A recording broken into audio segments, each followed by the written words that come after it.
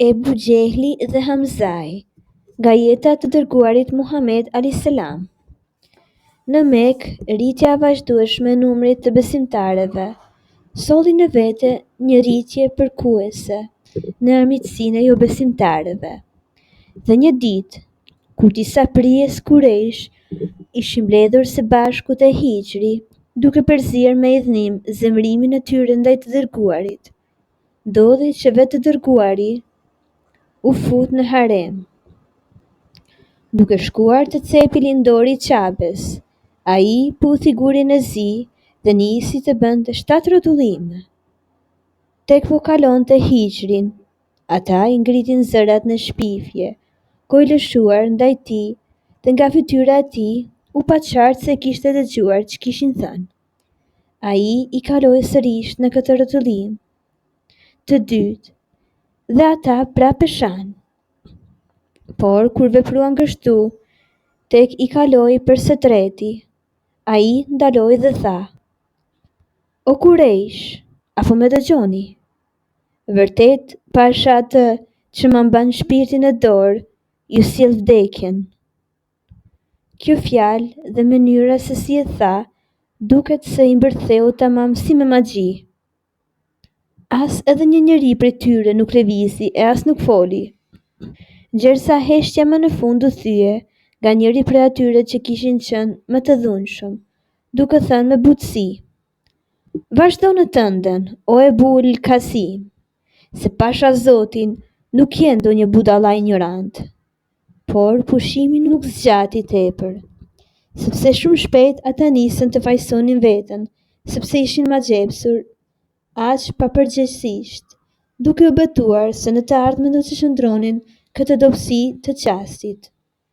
Një nga armiqtë më të këqij të Islamit ishte një mahuzum i quajtur Amr, i njohur për familjen dhe miqt si Ebul Hakm, të cilin muslimanëve s'ju desh shumë kohë që ta kthenin në Ebu Gjehel, babai i ignorancës. Ai ishte nip i Mughirës e i Velidit, tashmë të plakur, prijesit të klanit.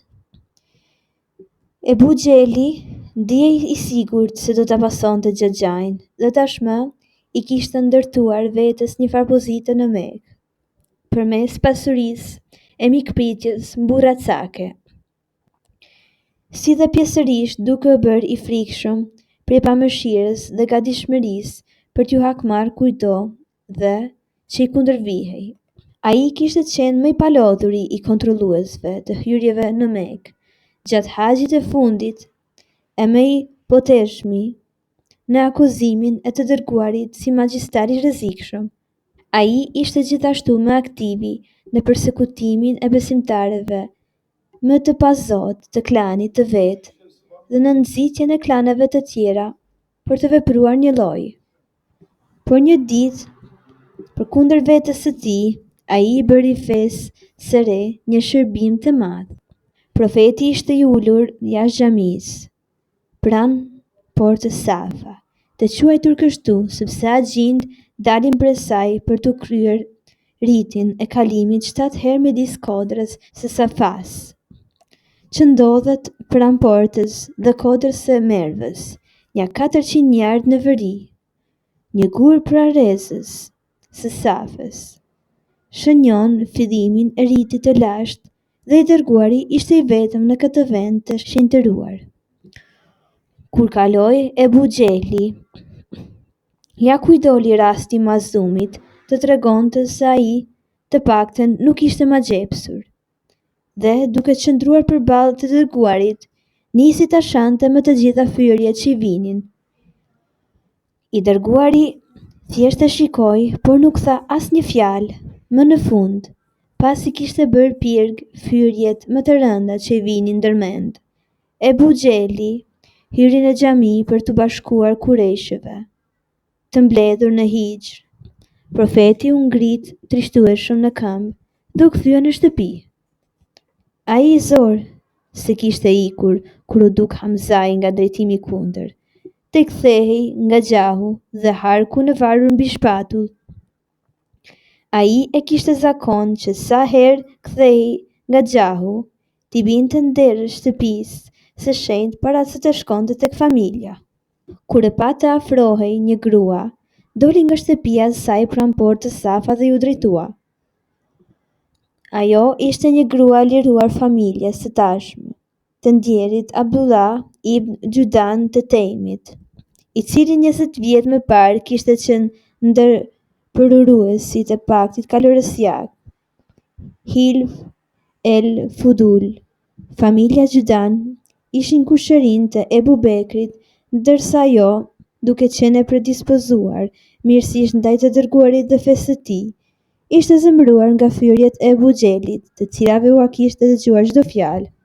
Ebu Mara i tha ajo Hamzaj, veç ta shihje se si e trajtoi tashti Muhamedin, djalin e tënd vëllai. Ebul Hakami, i biri i Hishamit, ai e gjeti të ulur aty dhe e shau me suryrshmi dhe fyu, pastaj e la. Ajo bëri me shenjë nga xhamia për të treguar se kishte shkuar. Dhe Muhamedi si ktheu fjalë. Hamzai ishte miqësor për nga natyra dhe hiebut. Megjithatë, ai ishte më i fuqishëm i Kurejshëve dhe kur ngacmohej ishte më së i frikshëm e i paepur. Pamja e tij e madhe tani u dridh me zemrim të tillë që nuk kishte ndjer kurrë, dhe zemrimi i tij i zgjidhi diçka në shpirt, duke plotësuar një vendim gjysmë të marrur. Duke u futur me hapa të mëdhenj në xhami, ai shkoi drejt tek Ebu Xehli dhe duke qëndruar mbi të, ngriti harkun e vet dhe ja lëshoi me tërë forcën mbi shpinë. Apo e fyen, i tha. Tash jam i fesë së tij dhe pohoj ç'pohon ai. Kthe me goditjen një për një, të mundsh. Ebu Xehlit nuk i mungonte kurajoja, por në këtë rast e ndjeu qartë se ishte më mirë që incidenti të mbyllej. Kështu që, kur disa mazlum të pranishëm brofen në këmbë për të ndihmuar, ai u bëri shenjë të uleshin duke thënë: "Lëreni Ebu Maren, se pasha Zotin, ja shava djalin e të vëllait me një të sharje tamam të shëmtuar."